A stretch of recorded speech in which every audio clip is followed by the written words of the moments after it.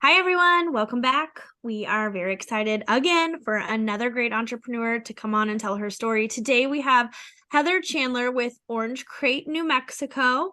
It is a delivery service, and we have so many questions, so we can't wait to hear all about it. Heather, tell us about you and a little bit about your background story so then we can dive into some deeper questions about your business. Awesome. Well, thank you, first of all, for having me on today. So my backstory is a little Boy Meets World. If you're a 90s kid, you get that.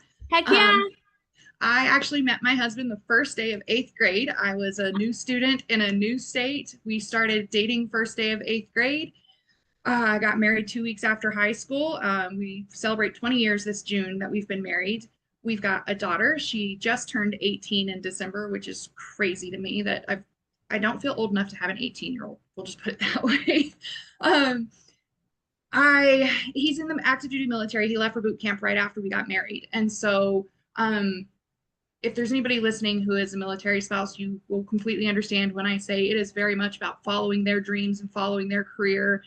And you just kind of find odd jobs on the side. I've always had the heart of an entrepreneur. I've done the MLM thing, more of them than I could probably even name at this point. Always thought I owned something and really, thought I was going to change the world. Started my company and quickly realized I didn't own anything in MLM because it was nothing like this at all. But we moved to Las Cruces, New Mexico in 2018. My husband got stationed out here at a missile range, and I was working as a gymnastics coach and doing DoorDash on the side. I'm a little bit of a nerd, so I decided to start researching why DoorDash charges the way they do, why restaurants, or how much restaurants get paid. Basically told my husband, I think I could do this better. That was in October of 2019. He said, go for it. By January 2020, I launched my first location, and here I am 3 years and 13 cities across New Mexico later. So yeah, just kind of a military spouse who just needed to find my way. Okay, so few questions on the personal front. Is he still in the military? He is. He Okay. celebrated 19 years in October. He retires this year. I was just going to say, is he going to retire at the 20-year mark? Yes, because I told him I'm done. Too many deployments. Our daughter's graduating from high school. Like, it's time for us to just be that young married couple that we didn't get to be when he was deployed all the time. So, Oh, how cute. I love that. So with him retiring, just because I hear this, I have a lot of friends that are military wives, and then with the fact that you're about to be an empty nester, does that mean that y'all will stay where you're at, or are y'all gonna move other places? Like, is there a place you were stationed and you're like, we love it here, but then you got moved? here we when we got stationed here in Las Cruces about 6 months in, we both went, yeah, this is forever. We love this town, the people. I mean, I, we've been we've made 15 moves in the last 19 years, and I have never met a community that comes together like this one does. Like, it's just, yeah, and it's an awesome town because we live about 15 minutes from like Walmart, grocery shopping, that sort of stuff. But also, I have 2 acres of land I live on. So I get to live kind of in the middle of nowhere, but have everything really close. And then El Paso, which is a big city, is 45 minutes. So I get to be kind of the best of both worlds. I get to go do all the fun stuff, but also just kind of be in my own little hole when I want to be. Right. Okay, so let's travel back in time to where you said the ultimate entrepreneur phrase, which was, I was doing this and then I thought, I think I can do this better. So tell us about your time working for a delivery service and then how it became this beast that you thought you could create your own version of.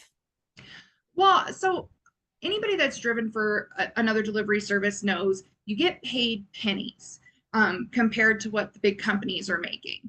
And for me, because it was just to keep me busy, I didn't necessarily care so much about how much money I was making, but I looked into like my favorite local restaurant didn't use a delivery service, and I couldn't figure out why. So I just flat out went in and talked to the guy and was like, why don't you guys offer delivery from DoorDash? Like, you're my favorite place and I can't have you delivered. And he was like, they charge too much. Mm-hmm. And I flat out asked him, like, what do they charge? And he was like, it's industry standard. They charge me 30%, then they mark the food up 15%, and then they do a service fee of 5%. And I was like, hold on. So you're telling me DoorDash is making like 55% commission on every order, and like restaurants don't have 30% overhead, especially small, like mom and pop. That's just absurd. And so I told him, I was like, there's got to be a better way to do this. And he was like, if you figure it out, let me know. And I was like, all right, let me see if I can figure it out. So I did. I just figured it out. And I like to call myself the premium delivery service for a premium customer, because we do make commission, but if a restaurant can't afford to pay me commission, I pass that cost on to the customer. I'm not ever going to turn a restaurant down because they can't afford my service. Especially when, the big C word hit, COVID hit, and, delivery was all these restaurants had. The last thing I wanted to do was put them out of business because they couldn't afford my delivery service. So I just changed, and that's my goal, to change the way the industry works completely. What a perfect time for you to start on the heels of the big C word. So that was, I'm sure that made for some interesting twists and turns. It was trial by fire. Let me tell you, I opened, and then less than 3 months later, everything shut down. And I was like, I literally have no idea what I'm doing yet, but everybody's calling me. And I'm like, okay, let's see what happens. Well, I mean, that was like then COVID was basically a blessing for you and your company, because that's when everybody realized how much they needed delivery. And it was so bittersweet. And this, might reveal a little bit more about me than anybody cares to know. I cried almost every day because I felt like I was taking advantage of people. I'm taking advantage of a horrible situation. I was like, it's not fair. I shouldn't be doing so well when other people can barely make ends meet because they got fired and vote. Like, I was devastated. And I know that makes no sense to be devastated about my business doing well, but I have a heart for other people, and it just made me feel so bad. And so then my husband had to sit down and explain to me, like, you do realize you have teachers and doctors that are working for you now because you gave them this chance to make money when they can't. And I was like, okay, I gotta like reframe my thinking a little bit on that. Sure. So with the people that you picked up when everything shut down, did you maintain those relationships after, like when everything opened back up? Are you talking on the driver's side or the restaurant side? The restaurant side. Yes, I've not lost a single restaurant in 3 years. So how many do you have in total now? In Las Cruces alone, so Las Cruces is my main city. We have 167 in this city. This city's got a population of about 100,000, so it's not a huge city, but we've got a lot of restaurants. So we've got about 167 in this city. If you count all 13 cities, probably about 750. And what's your total number of drivers? Oh gosh, between all of the cities, we have 237 as of this morning. Wow. Okay. So when this all first started, January 2020, were you the only driver? I was not. I asked my best friends from the gym I was coaching at, like, hey, can you help me out and like do a couple orders and like help me get this going? So we launched with a team of me and 2 other people. Okay. And your deliveries, are they within a certain amount of time or just sometime that day, or how does that work?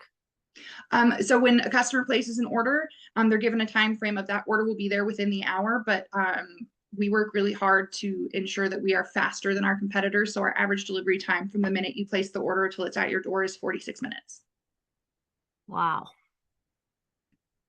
Okay. Talk us through how you grew from 3 to 236 drivers.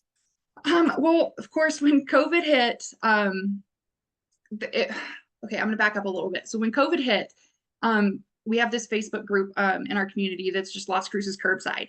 And everybody was in there and was like, who's offering delivery? Like, we need a local option. This town is all about supporting local. So it's like, we need a local option. And I'm just sitting there kind of quietly in the corner, like, hey guys, I'm here. I just launched, but I'm here. Word of mouth happened. A local news station actually picked up a story on my company.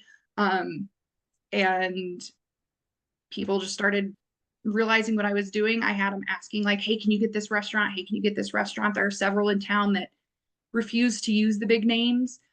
because they don't like the big corporations. So I went in and was like, I live here, I'm local, do you want to use me instead? And that's how I ended up with, in Las Cruces, I've got 37 restaurants that won't use anybody but me. But yeah, it just came to like, I didn't have enough drivers for the volume. There was just too many orders. We couldn't get it done with just the three of us.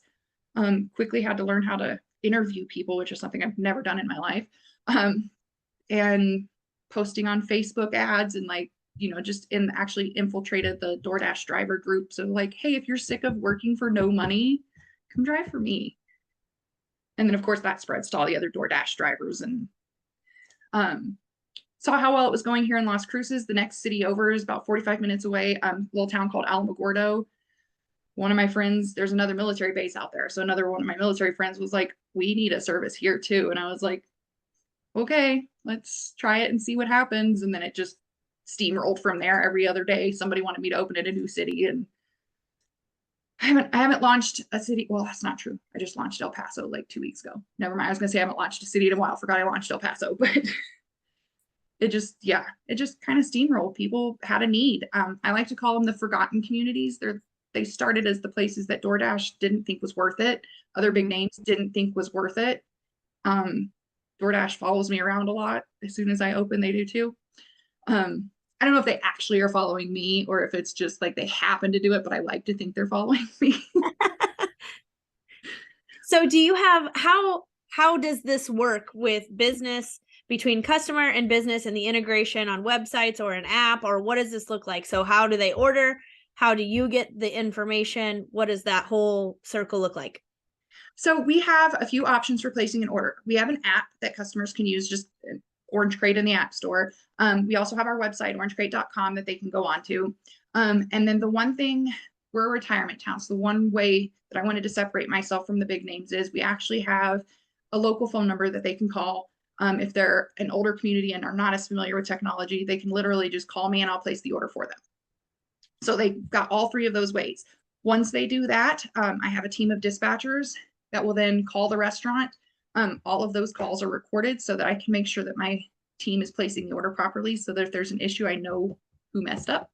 But the dispatchers will call that order in. The restaurant tells us, all right, thanks for the order. We'll have it ready in 20 minutes. The driver goes and picks it up in 20 minutes and brings it to your door. They can do contactless delivery. They can leave it in your garage. They can set it on top of your table for dinner and set it out like catering if you want. But yeah, just all three of those methods, any way that works best for that customer, they can get it. And then we make sure that the restaurant has it verbally so that they can't miss anything.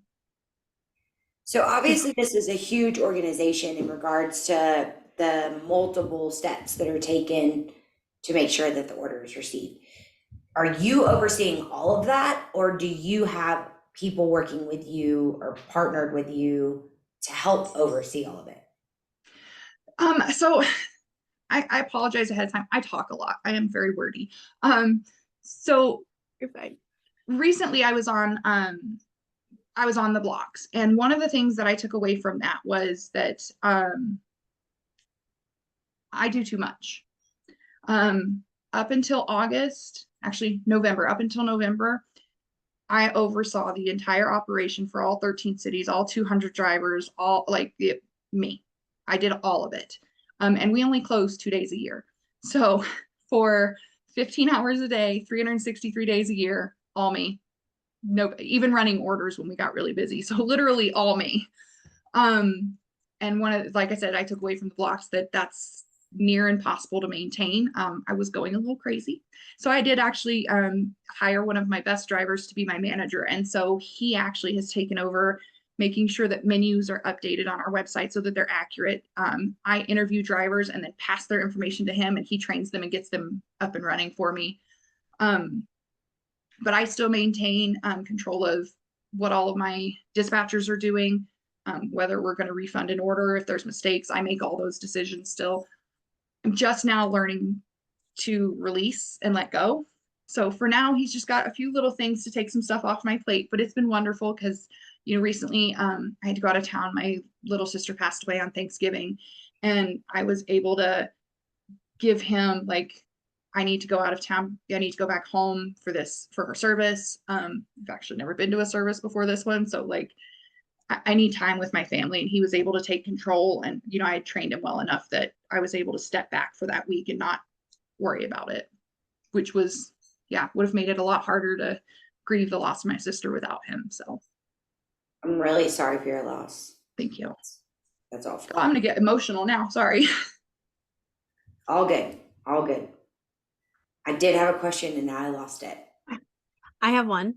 So do you have managers like him in all of these cities? Or how do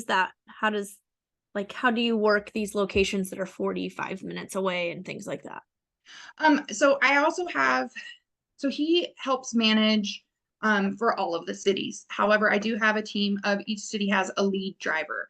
And so that's the driver that I trust the most. They make a little bit more per order than the other drivers. And in exchange for that, if I do have a new driver out there, I mail them bags and cards so that they're fully stocked with everything the driver needs, and they'll meet up and train them for me. So as far as driver training goes, each city has someone that handles that for me. Wow. What a big operation. You know, it's funny you say that, because when I think about it, it doesn't seem like it. But then like when I talk about it and put it into perspective, I'm like, wow, this is kind of a lot. Yeah. So do you 1099 these people? Or are they employees, or like, do you have to do payroll? No payroll. They are 1099 contractors. Okay. I do have a few drivers. That's the other thing. I really hate the way that other delivery services pay their drivers. Like, they're, especially during COVID, they were doing a service that like risking their lives a lot of the time, going to these strangers' houses with this, you know, disease that's all over the place. And they're making like $2, and it didn't make sense. So the first thing I do when I talk to a potential driver, is ask them, like, are you doing this part-time? Are you doing this full-time? Is this play money? Is this support your family money? Like, what are you looking for? And I have the ability to have a guarantee. So I have some drivers that work for $12 an hour. So they're guaranteed over the course of their day to average $12 an hour and tip and delivery fee. If they don't, I make up for it and send them whatever. So say they worked 10 hours and they made 120, or they made $100, they should have made 120. At the end of the week, I sent them $20 to make up for that missing money that day, so that they can make sure that they're still able to support their families while doing something casual and fun. And especially moms, single moms, like, take your kids with you. You don't have to worry about daycare, whatever I can do. Actually, a lot of my drivers make more than me because I do that, but they won't one day. One day I'll be a millionaire, but I did that during COVID as well. It was funny that you say take your daughters with you. I took both my kids with me to make deliveries just because I kind of panicked. I do real estate, obviously, so I didn't know what was going to happen. Obviously, I was way off. The market exploded, but at first I was like, oh gosh, what are we going to do? So I took my girls with me and made deliveries with a brand that we have here. Speaking of that brand that we have here, so the way that they do refunds, I don't necessarily agree with, but how do y'all handle situations where something needs to be refunded? So the first thing is, it really depends on what the situation is. So because I record all of the phone calls that my dispatchers are making placing the orders, if I can hear that my dispatcher messed up and didn't place the order properly, then it's an instant refund to the customer. Like, hey, we listened to this recording, they messed up, here's your refund. The customer doesn't need to know anything more than your problem is fixed. Then I go back to my dispatch and like, okay, unfortunately, this one's coming out of your pay because, you know, that was definitely your fault for messing that up. Or if it's a restaurant issue, I'll take care of it with the customer. And then I go back to the restaurant. We usually do end of month residual statements. And so I'll send them information of like, this is what happened. I needed to refund this. Are you okay with me taking this from you because your employee didn't do it right or whatever? But my big thing when it comes to customer issues is the back end process of it. And like, whether or not I've gotten in touch with the restaurant or whether or not I got in touch, that's not their problem. They shouldn't have to wait because I messed up or because my team messed up. All they need to know is their order's being fixed. It's done, it's fixed, it's redelivered, whatever needed to happen is done. I'll handle the rest from there. It should not take longer than 10 minutes for them to have a resolution. So on that, obviously, I guess there's no argument with the customer, which that's great. But so if, for example, say something's missing from their order that they actually placed, do y'all make sure that they receive that item, or are you just like, we'll refund it? Sorry. Oh no, they always have an option. The first question is always, do you want this redelivered or do you want it refunded? And they are always that they always get the first option. If they say, no, I actually want that, then that driver immediately turns around and goes and picks it up. If it wasn't the driver's fault, they get an additional compensation from me for making that extra trip. I'll throw them a couple extra bucks for making the back and forth trip, but no, they always have the option of whether they want it redelivered. And I'm upfront with them. Like if it's a Friday night and we are slammed, I'll tell them like, we will get that redelivered, but your driver's on another order right now. It might take us an extra 30 minutes to get it out to you. If that's not okay, we can refund it. But if you're willing to wait, we can get it out to you. That being said, my drivers it is hammered into their heads over and over again to double check everything. Over the course of a month, we have to refund or redeliver. Our average is 3 in a month. So we don't have a lot of problems. That's nice. Yeah. We like to tell people when you order from us, you'll get what you ordered and it'll be delivered to your house and not the neighbor's house.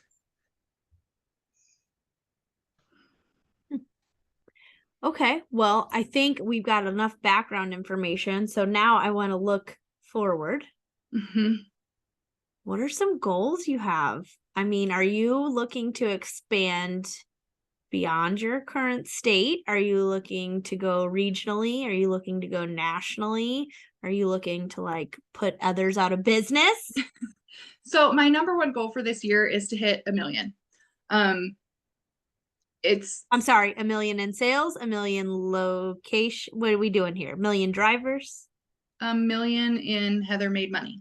Okay. 1 million in profit. I love that for you. Okay. Sales wise, looking at last year, for example, last year for sales, we already did like $650,000 in restaurant sales last year. So that would be an easy goal for me. 1 million that Heather made, that's a little bit of a more lofty goal.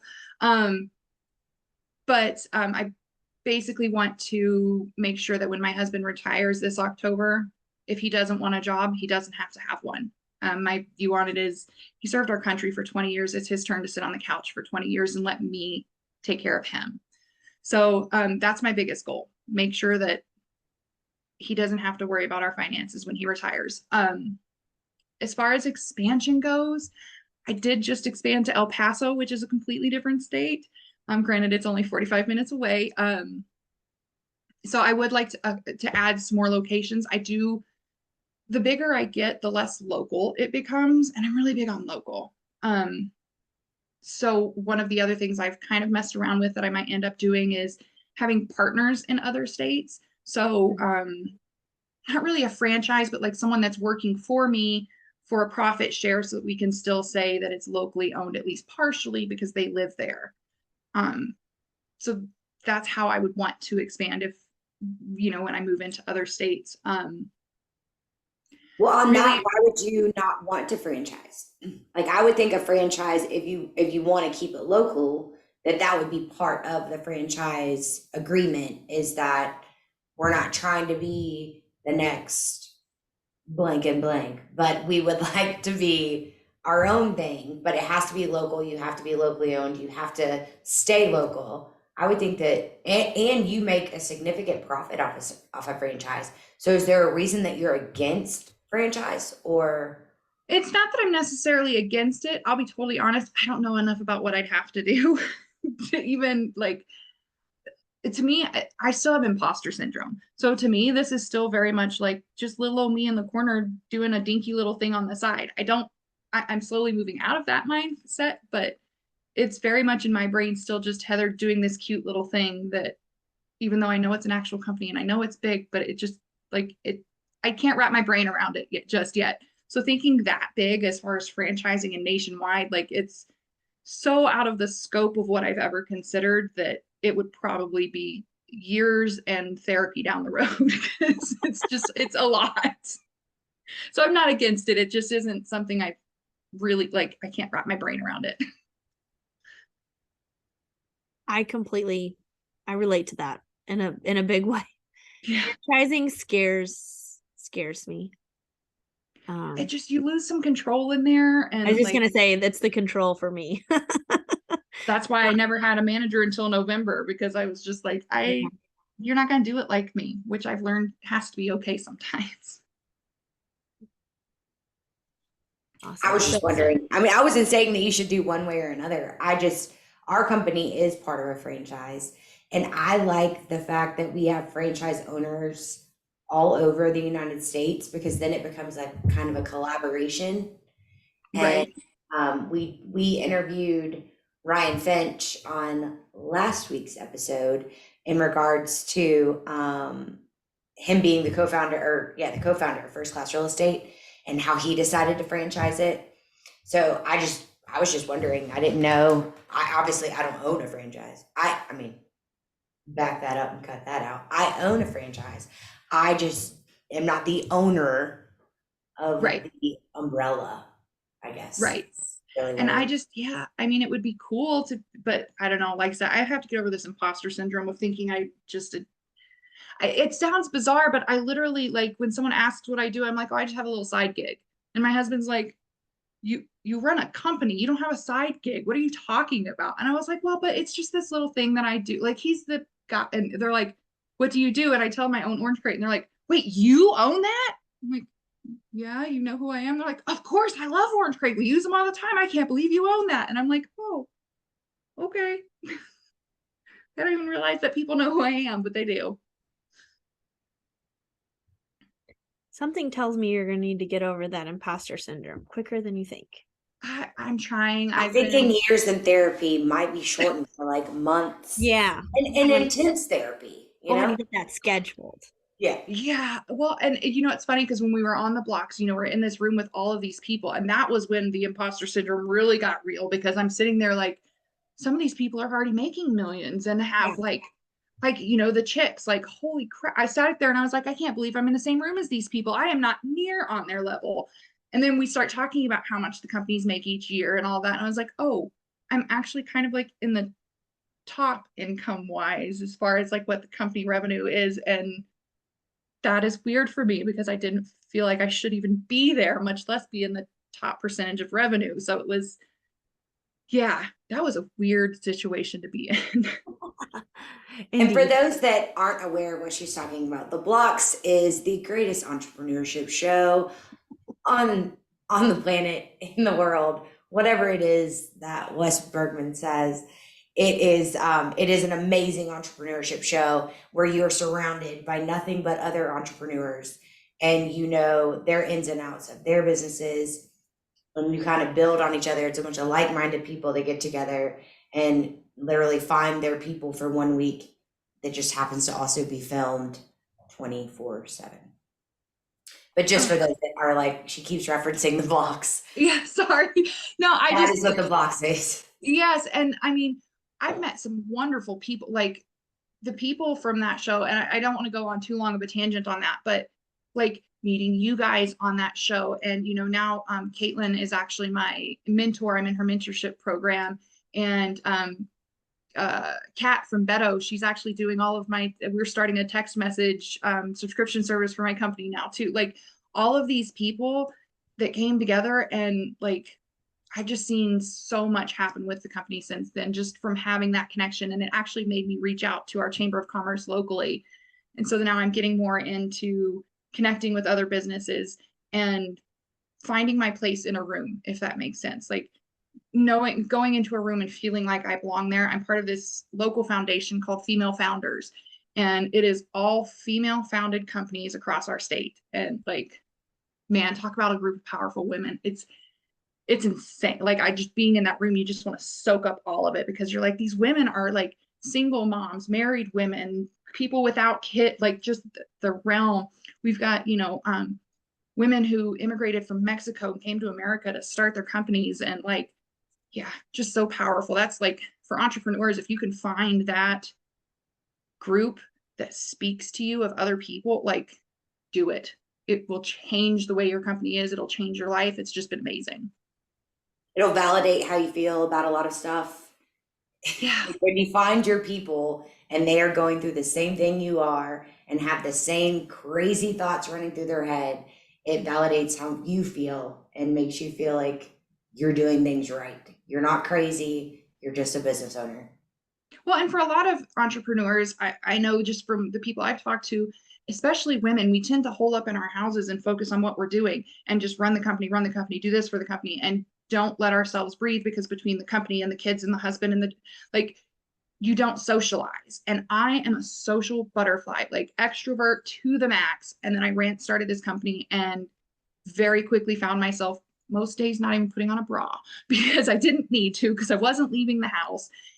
And it, I don't want to say it made me depressed necessarily, but it definitely took a toll on me. Like when you thrive on the company of other people, and now my daughter's this teenager who's never home anyway. And if she is, she's in her bedroom, and my husband's active duty. So he's never like, it got really lonely really fast.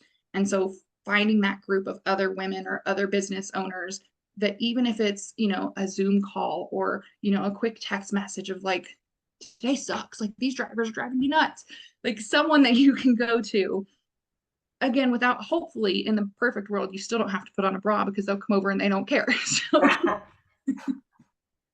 That is key. That's yes. important. Okay, so you might have unknowingly just answered what is our final question that we ask every podcast guest. So maybe you have a different answer, so I'm still going to ask it just in case. Okay. But what is one piece of advice that you would give to baby entrepreneurs out there, newbies at it, or someone who is really considering pulling the trigger on what they think is a great business idea, but just hasn't done it yet? What would be one piece of advice you would give to them?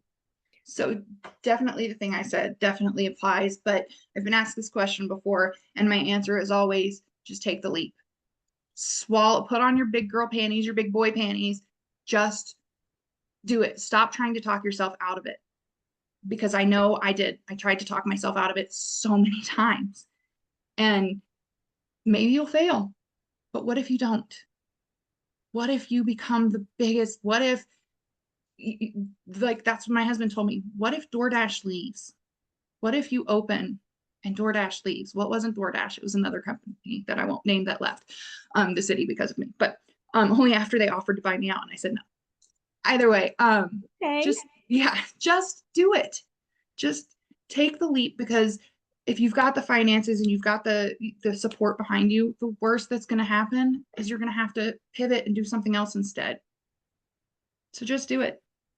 Stop talking yourself out of it. I love it. Well, Heather, thank you so much for taking time out of your day to be with us and tell everyone your story. For those that are interested or that maybe live near you or want to know more about your company or just want to follow you and see how you're doing, can you let everybody know how they can find you, contact you, stalk you, whatever they'd like to do? Can you give them your information to where they're able to find you and your company? Sure. So you can find our website. It's just orangecrate.com. You can also find us on the App Store. OrangeCrate, we are, as I said, 13 cities across New Mexico. So odds are we're probably in your city. Just look us up. And then I have a Facebook page. My main Facebook page is OrangeCrate Las Cruces. Important to note, every time I say OrangeCrate, it is one word. So when you're typing it in, no space in between orange and crate. OrangeCrate, one word.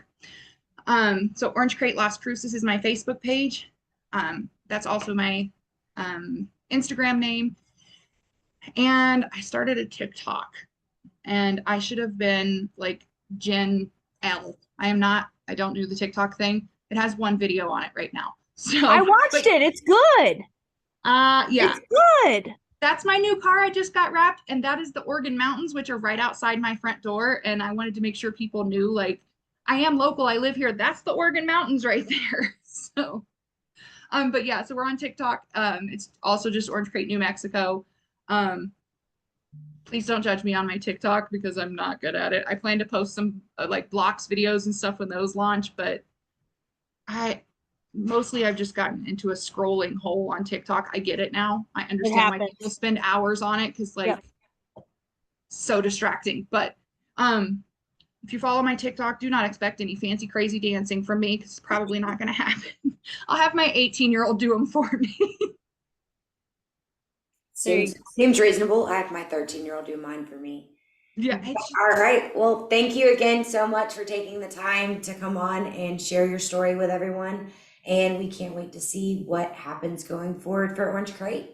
yes, and thank you so much. And guys, reach out to me if you've got a city out there you think needs a better delivery service option. Go on my pages, reach out to me. And Thanks, thank you, ladies, so much for having me on today.